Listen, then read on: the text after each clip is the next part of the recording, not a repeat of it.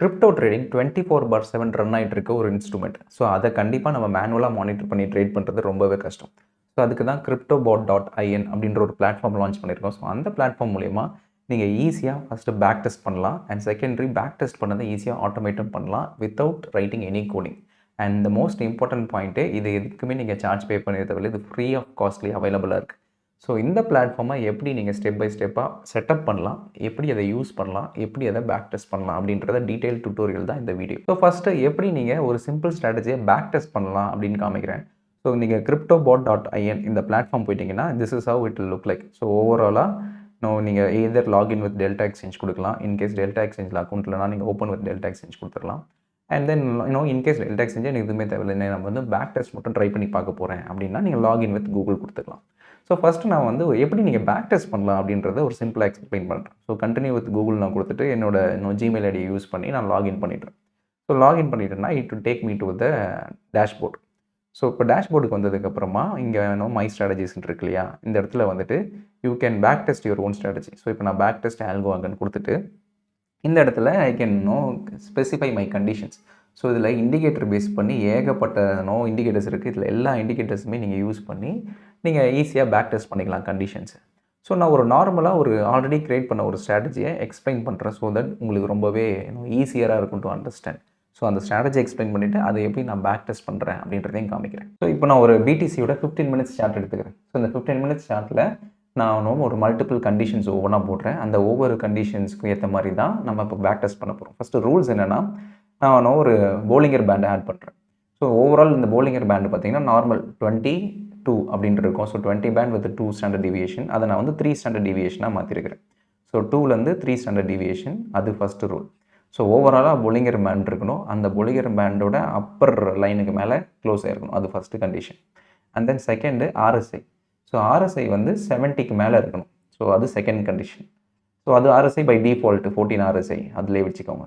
And then EMA. So moving average வந்து 50 moving average. So இந்த blue line பார்த்தீங்கன்னா திக் blue line, அதுதான் 50 moving average, அது ஒன்று. அண்ட் தென் இது வந்து fast moving average. And slow moving average வந்து 100 மூவிங் ஆவரேஜ். ஸோ இந்த 100 and 50 இருக்குல்ல, இது இஎம்ஏ கிராஸ் ஓவராகவும் ஹேண்டில் பண்ணிக்கலாம். ஸோ மொத்தம் 4 டிஃப்ரெண்ட் இண்டிகேட்டர்ஸ் ஆட் பண்ணியிருக்கிறேன். ஒன்று போலிங்கர் பேண்டு, இன்னொன்று ஆர்எஸ்ஐ, இன்னொன்று மூவிங் ஆவரேஜ் 50, இன்னொன்று மூவிங் ஆவரேஜ் 100. ஸோ இந்த 4 கண்டிஷன்ஸுமே சாட்டிஸ்ஃபை ஆனால் தான் பை கண்டிஷன்ஸ் எடுக்கணும் அப்படின்றது தான் ரூல். ஸோ அந்த பை கண்டிஷன்ஸ் என்ன, செல் கண்டிஷன்ஸ் என்ன அப்படின்றத பார்ப்போம். ஸோ ஃபஸ்ட்டு ரூல் என்னென்னா, போலிங்கர் பேண்ட் இருக்கு இல்லையா, ஸோ அந்த போலிங்கர் பேண்டுக்கு மேலே க்ளோஸ் ஆகிருக்கணும் அந்த கேண்டில். ஸோ அந்த அப்பர் பேண்டுக்கு மேலே கேண்டில் க்ளோஸ் ஆகிருக்கணும். அதே மாதிரி ஆர்எஸ்ஐ 70க்கு மேலே இருக்கணும். அண்ட் தென் அந்த fast moving average, slow moving average இருக்கு இல்லையா, ஸோ அதுவும் பார்த்தீங்கன்னா கிராஸ் ஓவர் ஆகிருக்கும். ஸோ தட் இந்த 50 மூவிங் ஆவரேஜ் வந்து 100 மூவிங் ஆவரேஜ்க்கு மேலே இருக்கும். ஸோ இந்த 3 கண்டிஷன்ஸும் சாட்டிஸ்ஃபை ஆனால் வி வில் கோ லாங். அதே மாதிரி இதை எப்போ க்ளோஸ் பண்ணுவோன்னா, இன்கேஸ் இந்த பர்டிகுலர் கேண்டில் வந்து இந்த லோ பேண்ட் இருக்கு இல்லையா, இந்த லோ பேண்டுக்கு கீழே க்ளோஸ் இருந்தால் ஃபஸ்ட்டு கண்டிஷன். அதே மாதிரி ஆர்எஸ்ஐயும் வந்து 30 கீழே போயிருக்கும். அண்ட் தென் இந்த ஓவராலாக இந்த இஎம்ஐ கிராஸ் ஓவரும் பார்த்தீங்கன்னா இந்த fast moving average, slow moving average இருக்குது பார்த்தீங்களா, அது வந்து கீழே க்ளோஸ் ஆகிருக்கும். ஸோ தட் எல்லா கண்டிஷனும் சாட்டிஸ்ஃபை ஆனால் நம்ம we will exit the trade. So இதை எப்படி நான் பேக் டெஸ்ட் பண்ணுறது அப்படின்னு காமிக்கிறேன். ஸோ ஃபஸ்ட் எடுத்தவொடனே நம்ம என்ன பண்ணோம்னா, நான் ஃப்ரெஷ்ஷாகவே உங்களுக்கு க்ரியேட் பண்ணி காமிக்கிறேன். So that it will be more easier for you. So நான் டேரெக்டாக இதில் வந்துட்டு சரி லாஸ்ட் 1 இயர் கொடுத்துட்டு பிடிசி போலிங்கர் பேண்ட் அப்படின்னு கொடுத்துட்டேன். இப்போது ஒவ்வொரு இண்டிகேட்டராக ஃபஸ்ட் நம்ம ஆட் பண்ணணும். ஃபஸ்ட்டு எடுத்தவொடனே போலிங்கர் பேண்டை ஆட் பண்ணணும். ஸோ இதில் இண்டிகேட்டர்ஸில் போலிங்கர் பேண்ட் அப்படின்னு நீங்கள் கொடுத்துட்டிங்கன்னா பை டிஃபால்ட் டெம்ப்ளேட்ஸ் வந்துடும். அதில் மல்டிப்ளையர் 2க்கு பதிலாக 3ன்னு கொடுத்துட்டுருங்க. பை டிஃபால்ட் 15 மினிட்ஸ் டைம் ஃப்ரேமே எல்லாமே இருக்கட்டும்.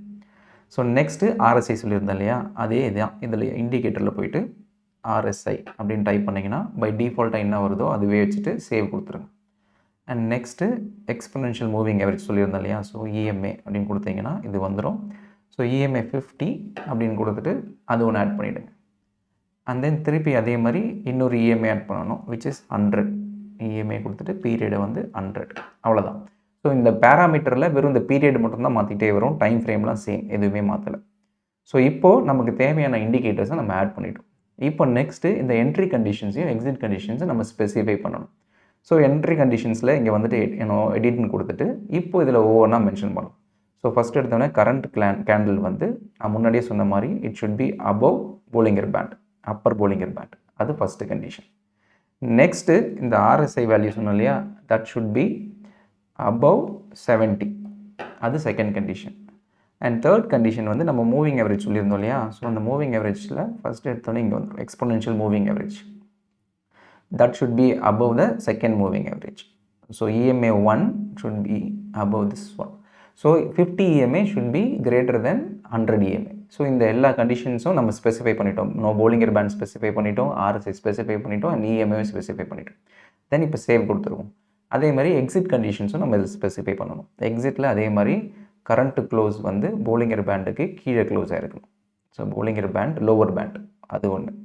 அண்ட் ரெண்டாவது RSI வந்து 30க்கு கீழே க்ளோஸ் ஆகிருக்கணும், இட்ஸ் பிலோ 30. அண்ட் மூணாவது அந்த EMA கண்டிஷன் சொன்னேன் இல்லையா, அதுவும் கிராஸ் ஓவர் ஆகிருக்கணும். So EMA fast moving average should be below the slow moving average. அவ்வளோதான். ஸோ இந்த நான் இண்டிகேட்டர் வச்சுன்னு அந்த ஃபஸ்ட்டு இந்த இண்டிகேட்டரை மேலே ஆட் பண்ணுறேன். கீழே வந்துட்டு என்ட்ரி வென் எக்ஸிட் வென்னு இருக்கு இல்லையா, அதில் நீங்கள் எடிட் போயிட்டு இந்த கண்டிஷன்ஸை ஸ்பெசிஃபை பண்ணுங்கள். ஸ்பெசிஃபை பண்ணிவிட்டு இப்போ 100 லாட்ஸ் அப்படின்னு கொடுத்துட்டு இப்போ நான் பேக் டெஸ்ட் பண்ணுறேன். வேறு எதுவும் ஸ்பெசிஃபை பண்ண தேவையில்லை. இங்கே ஸ்டாப் லாஸ் பேராமீட்டர்ஸில் எதுவும் ஸ்பெசிஃபை பண்ண தேவையில்லை. ஏன்னா instead of fixed stop loss fixed target பதிலாக இண்டிகேட்டர் எப்போ பை வருதோ நம்ம பை பண்ணுறோம், இண்டிகேட்டர் எப்போ செல் வருதோ அப்போ எக்ஸிட் பண்ணுறோம்.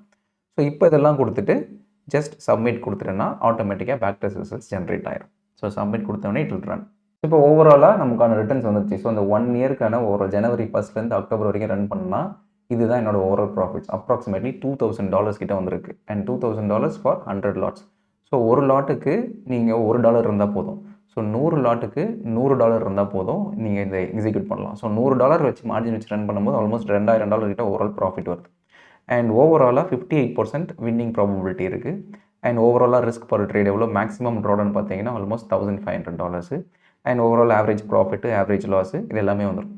ஸோ இதில் ஃபார் அன் எக்ஸாம்பிள் இப்போ எனி ஒன் ட்ரேட் நான் எடுக்கிறேன். இதில் வந்து மேஜராக ஸ்லிப்பேஜஸ்ன்ற ஒன்றே இதில் ஸ்பெசிஃபிக்காக பெருசாக இருக்காது. ஏன்னா நீங்கள் டெல்டாவில் நீங்கள் போய் பார்த்தாலே தெரியும். ஸோ ஃபியூச்சர்ஸில் நான் போய் காமிக்கிறேன் பாருங்கள். ஸோ இதில் வந்தீங்கன்னா ஸோ நான் இப்போ ஏதாவது ஒரு BTC ஓப்பன் பண்ணுறேன்னு வச்சுக்கோமே, BTC அப்படின்னு ஓப்பன் பண்ணுறேன்னா அதில் ஓவராலாக இந்த பிட் அண்ட் ஆஸ்க் டீட்டெயில்ஸ் பாருங்கள். ஸோ ஆல்மோஸ்ட் $1 lakh மேலே ட்ரேட் ஆகிட்டு இருக்க ஒரு இன்ஸ்ட்ருமெண்ட்டுக்கு பெரிய டிஃப்ரென்ஸே இல்லை. இங்கே 320னா இங்கே 320. ஸோ 0.5 ஒரு 50 சென்ட்டில் தான் பெரிய டிஃப்ரென்ஸே இருக்கும். அதை தாண்டி பெரிய டிஃப்ரென்ஸே இருக்காது. ஸோ ஓவராலாக இதில் ஸ்லிப்பேஜஸ்ன்ற ஒன்று கிடையாது. நம்மளோட ஓவரால் ஃபீஸ் மட்டும்தான் இருக்குது. ஸோ ஃபீஸ் வந்து 0.05% of the turnover. So buy and sell calculate பண்ணால் 0.1% தான். ஸோ இங்கே ஜென்ரேட் ஆகிருக்கிற ஓவரால் ரிட்டர்ன்ஸில் நீங்கள் ஜஸ்ட் இந்த ஸ்லிப்பேஜஸில் வந்து 0.1 அப்படின்னு கொடுத்துட்டு கோ கொடுத்துட்டிங்கன்னா டிரான்சாக்ஷன் சார்ஜஸ் ஆட் ஆன மாதிரி கணக்கு. ஸோ இப்போ நான் கோன்னு கொடுத்துட்டேன்னா இப்போ அவ்வளோ தான், டிரான்சாக்ஷன் சார்ஜஸ் போகவும் ஸ்டில் எனக்கு ப்ராஃபிட்டபிளாக தான் இருக்குது. சே ஃபார் அன் எக்ஸாம்பிள் நம்ம ஏதாவது ஒரு ட்ரேட் எடுத்துப்போம். ஸோ இப்போ இந்த ட்ரேட் எடுத்துப்போம். $1,13,785 வாங்கிட்டு $1,22,000 விற்றா எவ்வளோ ப்ராஃபிட்டு? இதில் வந்து $890 profit after all charges. So அதையே தான் வந்து நான் ஃபீஸ்லேயும் போயிட்டு நான் போடுறேன். ஸோ ஃபீஸ்லேயும் போயிட்டு நான் கரெக்டாக பார்த்தீங்கன்னா டெல்டா ஃபீஸில் போய் நீங்கள் என்ட்ரி ப்ரைஸும் எக்ஸிட் ப்ரைஸும் போட்டு நம்பர் ஆஃப் லாட்ஸ் போட்டிங்கன்னா அப்ராக்சிமேட் நெட் ரிட்டர்ன்ஸ் கிடச்சிடும். ஸோ அதில் பார்த்தீங்கன்னா entry price and then exit price. So நான் 100 லாட்ஸ்னு கொடுத்துருக்கு. அப்படி பார்த்தீங்கன்னா ஆல்மோஸ்ட் $906 என்னோட ப்ராஃபிட், ஓவரால் ப்ராஃபிட். ஸோ இங்கே பார்த்தீங்கன்னா 890. ஸோ ஆல்மோஸ்ட் ரெண்டுமே பார்த்தீங்கன்னா இதை பேக் டெஸ்ட்டை விட ஆக்சுவல் ரியலைஸ்டு ப்ராஃபிட் ஜாஸ்தியாக தான் இருக்குது. ஸோ ஓவராலாக இந்த மாதிரி நீங்கள் எனி ஸ்பெசிஃபிக் ஸ்ட்ராட்டஜிஸை பேக் டெஸ்ட் பண்ணலாம். So there is no specific limitations, any number of ஸ்ட்ராட்டஜிஸை பேக் டெஸ்ட் பண்ணலாம். எந்தெந்த இன்ஸ்ட்ருமெண்ட்டுக்கெலாம் பண்ணலான்னு பார்த்தீங்கன்னா இந்த டாப் 10 இன்ஸ்ட்ருமெண்ட்ஸ் எல்லாத்துலேயும் பண்ணலாம். BTC, Ethereum, BNB, Solana, Ripple இதில் எல்லாத்துலேயும் பண்ணலாம். எனி கைண்ட் ஆஃப் இண்டிகேட்டர்ஸை பேஸ் பண்ணியும் பண்ணலாம், ப்ரைஸ் ஆக்ஷன் பேஸ் பண்ணியும் பண்ணலாம். So no cost at all, totally free of cost தான். ஸோ இதுதான் how do you back test. இப்போது இதை எப்படி நான் வந்து லைவாக டெப்ளாய் பண்ணுறது அப்படின்றத பார்ப்போம். ஸோ இப்போ லைவ் எக்ஸிக்யூஷனுக்கு நம்ம எப்போவுமே வந்து லாகின் வித் கூகுள் கொடுக்கக்கூடாது, லாகின் வித் டெல்டா எக்ஸ்சேஞ்ச் தான் கொடுக்கணும். ஸோ நீங்கள் லாகின் வித் டெல்டா எக்ஸ்சேஞ்ச் கொடுத்தீங்கன்னா இந்த மாதிரி உங்களோட யூசர் ஐடி கொடுக்கும். ஸோ இந்த யூசர் ஐடியில் நீங்கள் ஜஸ்ட் உங்களோட யூசர் ஐடி மட்டும் மென்ஷன் பண்ணணும். மென்ஷன் பண்ணிவிட்டு வேலிடேட் அப்படின்னு கொடுங்க. கொடுத்ததுக்கப்புறமா enter your API key and secret key அப்படின்னு. இந்த API கீயும் சீக்ரெட் கீயும் நீங்கள் தான் ஜென்ரேட் பண்ணணும். அதை எப்படி ஜென்ரேட் பண்ணுறது? இங்கே கீழே ஒரு லிங்க் இருக்கு இல்லையா, அதை கிளிக் பண்ணாலே இன்ஸ்ட்ரக்ஷன் கொடுத்துரும். ஸோ நீங்கள் ஒன்ஸ் லாகின் பண்ணதுக்கப்புறமா உங்களோட ப்ரொஃபைல் போகணும். ஸோ உங்களோட ப்ரொஃபைல் போனீங்கன்னா உங்களுக்கான அந்த யூசர் ஐடி வந்துடும். அந்த யூசர் ஐடி தான் ஃபஸ்ட்டு நீங்கள் அங்கே என்டர் பண்ணுவீங்க. அதுக்கப்புறம் இந்த API கீஸ்னு ஒரு டேப் இருக்கு இல்லையா, அந்த API கீஸ் டேப் போகணும். டேப் போனீங்கன்னா ஃபர்ஸ்ட் ஆஃப் ஆல் 2FA அப்படின்றத செட்டப் பண்ணணும். API கீ ஜென்ரேட் பண்ணணும்னா ஒரு கூகுள் ஆத்தென்டிகேட்டர்னு ஒரு ஆப் இருக்குது, அதை டவுன்லோட் பண்ணி இதை செட்டப் அப்படின்னு கொடுத்தீங்கன்னா அது ஒரு கீ கொடுக்கும், இல்லை ஒரு QR கோட் ஜென்ரேட் ஆகும். ஸோ அதை உங்களோட கூகுள் ஆத்தென்டிகேட்டர் ஆப் மூலிமா ஸ்கேன் பண்ணிங்கன்னா ஆட்டோமேட்டிக்காக உங்களோட டெல்டா எக்ஸ்சேஞ்ச் அதில் லிங்க் ஆயிரும். அதை வச்சிருக்கிற அந்த 2FA கோடை வச்சு நீங்கள் இந்த ஏபிஐ கீ ஜென்ரேட் பண்ணலாம். ஸோ இந்த API key name any crypto bot அப்படின்னு ஒரு கீ நேம் கொடுத்துட்டு அந்த இடத்துல என்டர் ஒயிட் லிஸ்டட் ஐபின்னு இருக்கு இல்லையா, அந்த இடத்துல இந்த ஐபி அட்ரஸை மென்ஷன் பண்ணணும். மென்ஷன் பண்ணிவிட்டு தென் ஜென்ரேட் இந்த 2 செக் பாக்ஸையும் நீங்கள் செலக்ட் பண்ணுங்கள். Read data and trading data ரெண்டுத்தையும் செலக்ட் பண்ணிவிட்டு கிரியேட் ஏபிஐ கீன்னு கொடுத்தீங்கன்னா ஆட்டோமேட்டிக்காக உங்களுக்கு ஏபிஐ கீ இந்த மாதிரி ஜென்ரேட் ஆகிடும். API key and secret key. So அதை தான் கொண்டு வந்து நீங்கள் இங்கே இந்த இடத்துல பேஸ்ட் பண்ணுவீங்க.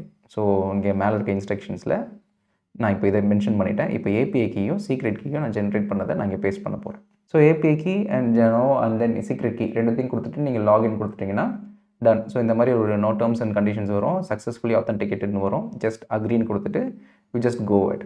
ஸோ இப்போது நீங்கள் whatever strategies you wanted to டேரெக்டாக டெப்ளாய் பண்ணணுமோ நீங்கள் ஈஸியாக டெப்ளாய் பண்ணலாம். சும்மா ஒரு டெஸ்ட் கேஸுக்காக ஒரு சூப்பர் ட்ரெண்ட் ஸ்ட்ராட்டஜி ஒரு 1 minute டைம் ஃப்ரேமில் நான் வச்சு டெஸ்ட் பண்ணி காமிக்கிறேன். ஸோ தட் லைவ் எக்ஸிக்யூஷன் எப்படி நடக்குதுன்றதை நீங்கள் பார்க்கலாம். ஸோ நான் என்ன பண்ணிட்டேன்னா ஒன்ஸ் நான் லாகின் பண்ணதுக்கப்புறம் இந்த பேக் டெஸ்ட் ஆல்கோன் இருக்கு இல்லையா, அதில் வந்துட்டு நான் பேக் டெஸ்ட் லைவ்ன்ற ஆப்ஷன் இருக்கும். ஸோ இங்கே லைவ்னு கொடுத்துருங்க. பேப்பர் ட்ரேடிங் ஆட்டோ ட்ரேடிங் இருக்கும். நான் ஆட்டோ ட்ரேடிங் கொடுத்துட்டேன். ஸோ கொடுத்துட்டு பிடிசி டெஸ்டிங் அப்படின்னு கொடுத்துட்டேன். ஸோ பிடிசி தான் ட்ரேட் பண்ண போகிறேன். அண்ட் தென் கேண்டில் வந்து 15 minutes இருக்கு இல்லையா, இதை வந்து நான் 1 minute மாற்றிக்கிறேன். ஜஸ்ட் ஸோ தட் இமீடியட்டாக உங்களுக்கு எக்ஸிக்யூட் காமிக்கிறதுக்காக. தென் இண்டிகேட்டர் போங்க. ஸோ இண்டிகேட்டரில் நான் சூப்பர் ட்ரெண்ட் போடுறேன். சூப்பர் ட்ரெண்ட் போட்டு பை 10,2 தான். அதே மாதிரி இதுலேயும் 1 minute ஆக்கிடுறேன்.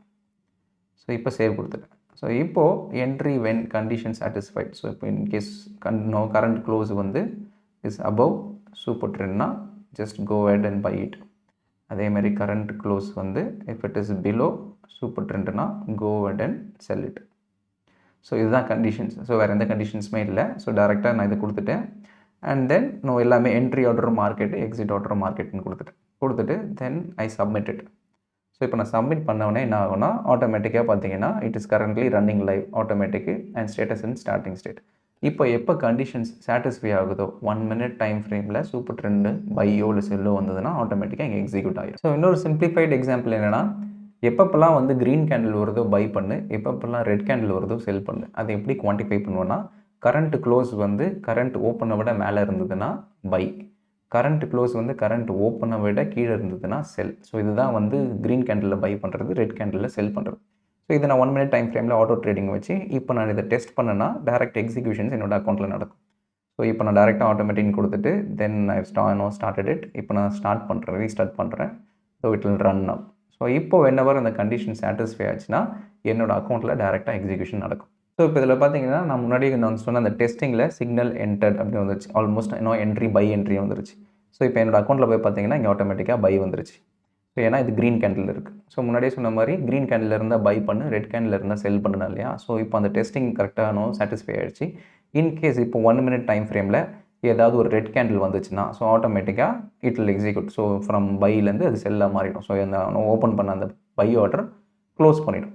ஸோ அதே தான். ஸோ வித் ரெஸ்பெக்ட் டு ஒரே ஒரு லாட்டுக்கு உங்களுக்கு மார்ஜின் ரெக்யர்மெண்ட் பார்த்தீங்கன்னா ஜஸ்ட் 56 cents. ஒரு லாட்டுக்கு $1 வச்சுப்போமே. ஸோ ஒரு லாட்டுக்கு $1 தான் அப்ராக்சிமேட்லி மார்ஜின் தேவைப்படும். 100 லாட் நீங்கள் ட்ரேட் பண்ணுறீங்கன்னா 100 லாட் மார்ஜின் தேவைப்படும்.